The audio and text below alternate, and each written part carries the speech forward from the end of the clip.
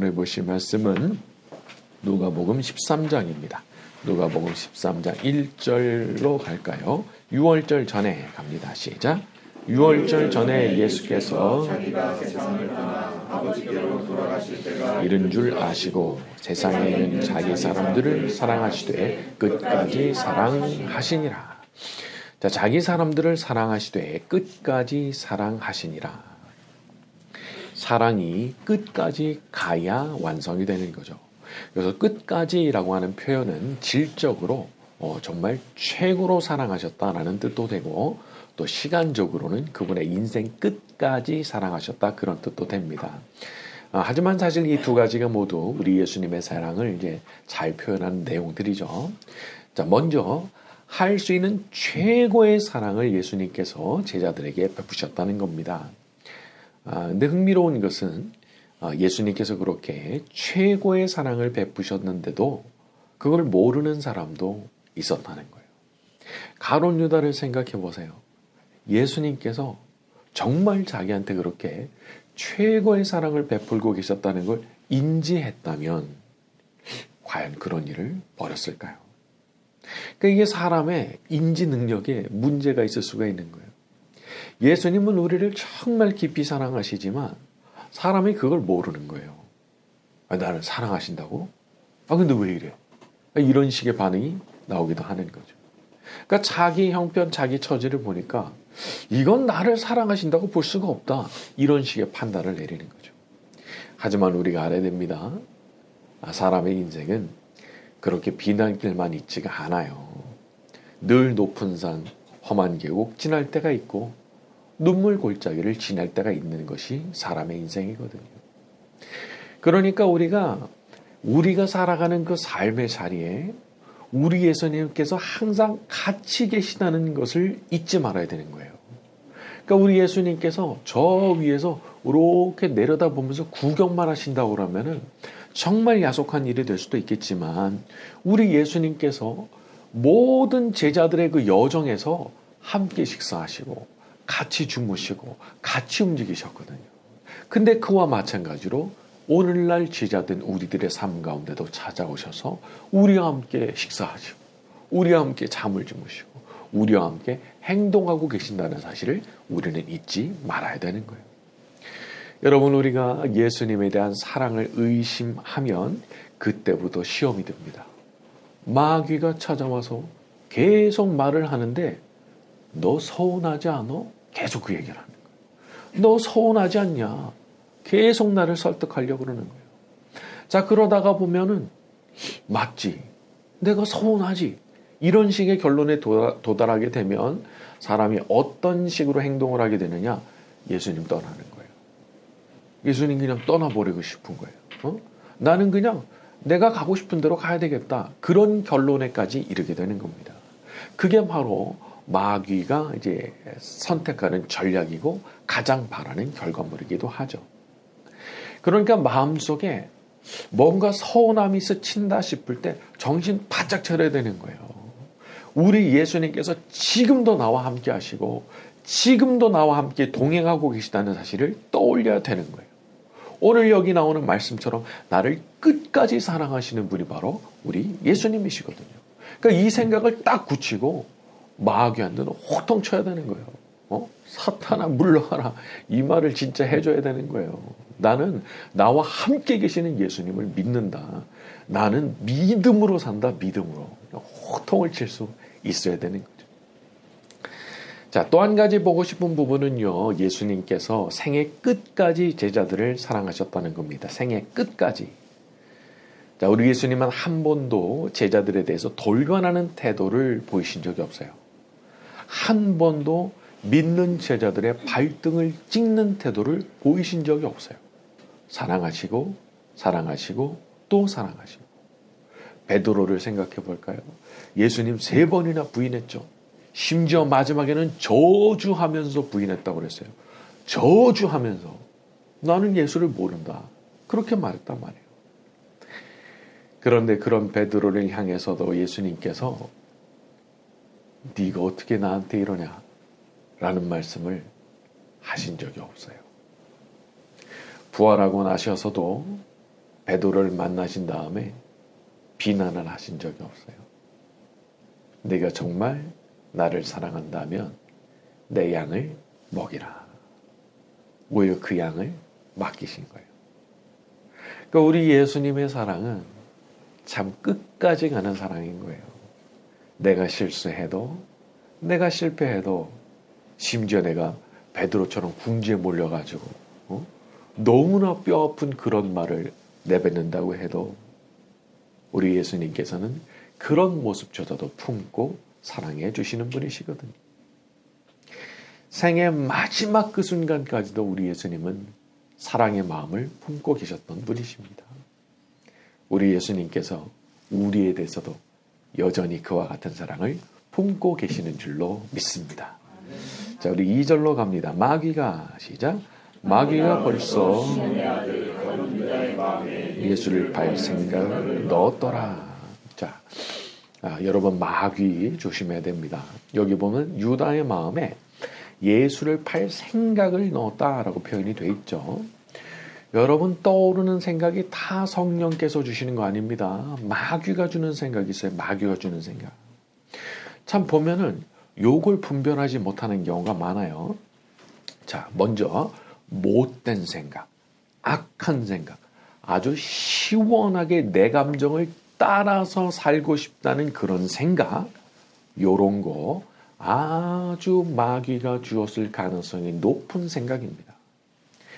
마귀는 언제나 사람의 감정을 올라타려고 그러는 거예요. 왜냐하면 이 감정의 파도가 세거든요. 그래서 파도가 확 하고 밀려들면은 단단하게 잠겼던 물인데도 덜컹하면서 틈새가 벌어져요. 그래서 마귀가 이 감정을 굉장히 중요하게 생각하거든요. 특히 우리가 화가 났을 때 조심해야 됩니다. 이 분노의 감정을 타고 그때 떠오르는 아이디어, 요거 조심하셔야 되는 거예요. 분노의 감정이 확 치솟을 때 떠오르는 그 아이디어, 그거 그대로 했다가 이제 큰 사고 치는 거예요. 그거 마귀가 주는 생각일 가능성이 거의 100에 99거든요. 자, 그리고 우울할 때도 조심해야 됩니다. 우울한 감정에 사로잡혔을 때 이렇게 자꾸 떠오르는 생각들 있잖아요. 그것도 마귀 올감이에요. 발 싹 집어넣으면 그냥 채가는 거예요. 그런 거 허용하면 안 되는 거예요. 그러니까 자기의 감정이 좀 이상하다 싶으면 좀 제가 쓰는 방법이 있는데 저는 그냥 다 관두고 그냥 종이로 된 성경책 핍니다. 특히 뭐 맥체인 성경 같은 거 이런 거 좋죠. 그냥 생명필 들고 밑줄 그어요. 밑줄 그으면서 가는 거예요. 그렇게 해서 자기의 감정을 제어하지 않으면 안 되는 거더라고요. 그러니까 마음속에 우울한 게 들어온다고 계속 흘러가게 두면은 그 끝에서 큰일 나는 거예요. 분노가 치솟는다고 계속 그게 흘러가게 하면 그때 끄트머리에서 얻었던 그 아이디어를 실천하거든요. 그게 난리가 나게 되는 거예요. 그러니까 딱 접어버려야 돼요. 성경 딱 펴고 그냥 기계적으로 그냥 밑줄 그으면서 그냥 쭉 읽어가는 거예요. 그렇게만 해도 훨씬 대처가 잘 되니까 말이죠. 자, 우리 3절에서 5절로 갑니다. 저녁 먹는 중 시작. 저녁 먹는 중 예수는 아버지께서 모든 것을 자기 손에 맡기신 것과 자기가 아버지께로부터 오셨다가 하나님께로 돌아갈 것을 아시고 저녁 잡수시던 자리에서 일어나 겉옷을 벗고 수건을 가져다가 허리에 두르시고 이에 대자에 물을 떠서 제자들의 발을 씻기시고 그 두르신 수건으로 닦기를 시작하여 3절에 보면 하나님께로부터 오셨다가 하나님께로 돌아가실 것을 아시고 이 일을 행하셨다라고 되어 있어요. 그러니까 그런 상황 가운데서 허리에 수건 두르시고 제자들의 발을 씻겨주신 거예요. 그러니까 말하자면 이것은 마지막 메시지를 담은 퍼포먼스다. 그렇게 볼 수가 있는 거예요. 말로 하셔도 돼요. 하지만 이런 건 말로 할 게 아니라 몸으로 보여주고 스스로 몸으로 체험하도록 만들어 주어야 된다고 예수님께서 그렇게 판단하신 거라 볼 수 있죠. 그러니까 지금 주시는 이 메시지가 그냥저냥 지나갈 수 있는 메시지가 아닌 거예요. 예수님께서 십자가로 가시기 직전에 행하신 마지막 퍼포먼스이기 때문에 그런 거죠.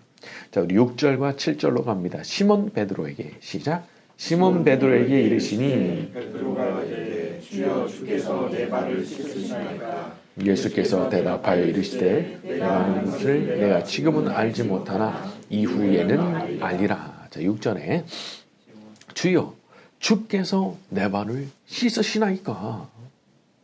자, 그런데 답변이 이 의아하게 생각했더니 베드로한테 하셨던 답변이 뭐냐면 네가 지금은 알지 못하지만 이후에는 알게 될 거다. 그렇게 말씀하셨어요. 이후에는 알리라. 사람이 바로 알게 되는 게 있고 나중에서야 자기의 눈이 뜨이고 나서야 알게 되는 게 있습니다.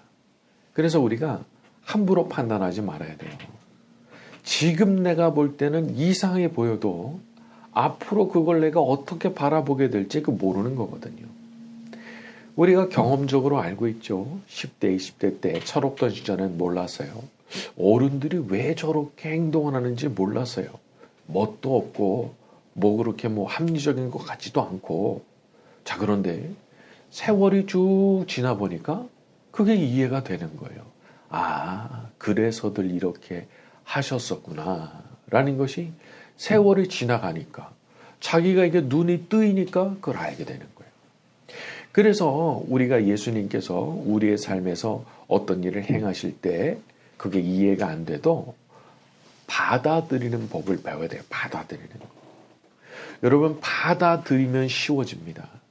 그러나 받아들이지 않으면 정말 어려워지는 거예요. 요셉이 억울하게 감옥에 들어가게 됐을 때 받아들인다. 이거 쉬웠겠어요? 이거 안 받아들이잖아요. 거기서 일 못해요. 누가 그런 일을 시켜줘요? 이걸 못 받아들이고 있는데 못 받아들이는 그런 사람은 그 일을 할 수가 없는 거예요. 하지만 받아들이고 나면 기회가 오는 거예요. 야, 이게 참 묘하죠. 그 받아들이는 그것을 통해서 하나님께서 새로운 기회를 제공해 주신단 말이죠.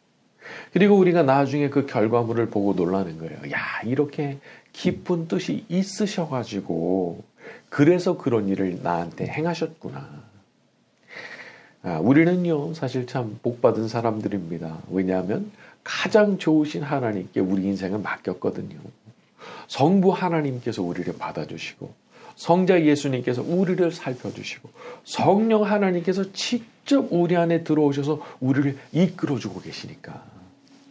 그래서 우리가 거대한 맥락에서 보면은 예수님을 믿는 진짜 참된 신자들은 사실상 실패라는 게 불가능해요.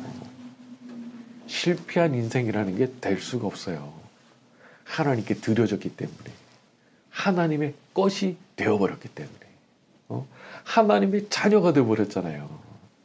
그러니까 실패한 인생이라는 것은 내가 그렇게 되려고 해도 될 수가 없는 거예요. 이것이 하나님께 자기의 인생을 맡긴 사람들이 누리게 되는 복이라고 볼 수 있죠. 자, 지금도 우리의 삶을 가장 선한 길로 인도해주고 계시는 줄로 믿습니다. 자, 우리 8절로 갑니다. 베드로가 시작. 베드로가 이르되 내 발을 절대로 씻기지 못하시리이다. 예수께서 대답하시되 상관이 없느니라. 자, 내 발을 절대 씻지 못하실 겁니다 라고 했지만은 예수님께서는 오히려 아주 단호하게 말씀하셨어요. 내가 널 씻어주지 않으면 내가 나와 상관이 없는 사람이 될 거다. 우리가 예수님께 신세지고 예수님께서 베푸시는 호의를 입는 이런 일들을 자존심하고 연결시키는 분들이 있더라고요. 내가 자존심 상한단 말이지. 내가 할 수 있는데, 내가 내 발 씻을 수 있는데 내가 뭐 굳이 예수님께서 이런 것까지 해주시길 바라고 내가 부탁을 해가면서 살아야 되느냐. 이거 생각 정말 다시 해야 되는 겁니다. 우리는 우리 능력으로는 이런 영적인 부분에 하나도 뭐라도 해낼 수 있는 게 없어요. 우리가 만약에 뭘 하고 있는 것처럼 느껴진다고 해도 사실 그거 따지고 들어가면은 할 수 있는 능력을 주시니까 그렇게 된 거지. 원래부터 내 거는 아예 존재하지 않는 거거든요. 그래서 우리가 아주 겸손하게 예수님께서 씻겨주신다 하시면 순순히 그냥 발탁 내밀어야 되는 거예요. 네? 부끄러워요? 부끄러움을 받아들이는 게 겸손이에요. 제가 이런 인간입니다. 저를 불쌍히 여겨 주옵소서. 이게 구원받을 수 있는 사람의 태도인 거예요. 이런 태도 없이는 사실상 구원이 불가능합니다. 예수님 말씀하셨죠. 부자가 하나님 나라 들어가기가 얼마나 어려운지, 낙타가 바늘길 통과하는 것보다도 어렵다. 왜 그럴 것 같아요? 너무 당당한 거예요. 아쉬운 게 없는 거예요. 그러니까 예수님 앞에서 모양 빠지고 부끄럽고 죄송하고 이런 걸 못 받아들이는 거예요. 하지만 모양 빠지는 걸 받아들이고 부끄러운 걸 받아들이고 죄송해서 아주 못 살겠는 그것을 받아들이고, 그런 사람들을 예수님께서 데리고 천국으로 데리고 가시는 거예요. 자, 우리 모두가 우리 예수님의 은혜로 그렇게 천국에 들어가는 사람이 될 줄로 믿습니다. 자, 우리 9절부터 11절입니다. 시몬 베드로가 시작. 시몬 베드로가 이르되 주여 내 발뿐아니라 손과 머리도 씻어주옵소서. 예수께서 이르시되 이미 목욕한 자는 발밖에 씻을 필요가 없느니라. 온몸이 깨끗하니라. 너희가 깨끗하나 다는 아니라 하시니 이는 자기를 팔자가 누구인지 아심이라. 그러므로 다는 깨끗하지 아니하다. 그렇죠? 자, 목욕을 하는 것과 발을 씻는 것을 구별하셨습니다. 이미 예수님 믿고 있고 예수님 따르는 삶을 시도하는 제자가 됐습니까? 목욕한 거라는 거예요. 하지만 발은 계속 씻어야 되는 거죠. 발을. 왜? 맨날 더러워지니까. 사람은 이 육신이 살아있는 동안에는 죄 짓는 거 피할 길이 없습니다. 행동으로는 아니어도 말로 또 생각으로 얼마나 죄 많이 져요. 그래서 우리가 그런 죄들을 날마다 발을 씻듯이 씻어야 되는 사람들인 거예요. 여러분 그거 어떻게 씻습니까? 기도로 씻는 거예요. 기도로. 매일 밤 잠들기 전에 제가 오늘 이러이러한 실수를 저질렀습니다. 좀 용서해 주십시오. 저의 죄를 씻어 주십시오. 여러분 이렇게 매일 이런 경건한 기도를 평생 드리는 사람이라고 생각해 보세요. 그런 사람의 삶이 다르겠어요? 안 다르겠어요? 다를 수밖에 없는 거예요. 정말 예수님을 눈에 보이지는 않을지 모르지만 조금씩 더 닮아가는 삶을 살아갈 수밖에 없는 거예요. 자, 우리 모두의 삶도 이 패역한 세상 가운데서 정말 다른 종류의 삶이 되기를 예수님의 이름으로 축원합니다. 자, 오늘 말씀 여기까지 하고 주기도문 후에 자유롭게 기도하다 가시겠습니다. 예수 나를 위하여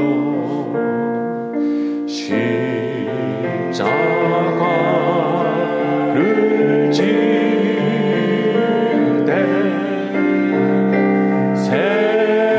세상 죄를 지시고 고초당하셨네.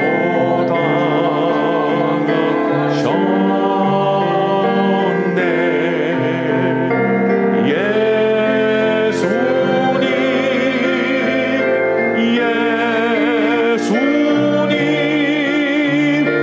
나의 죄 위하여 보배 피를 흘리니 죄인 받으소서.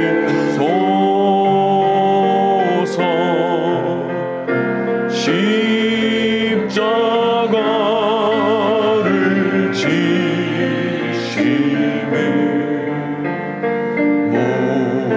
무슨 죄가 있나. 저 무지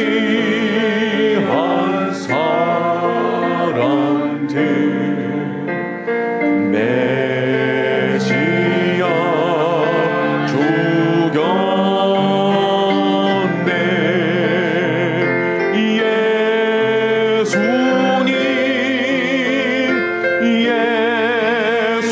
예수님 나의 죄 위하여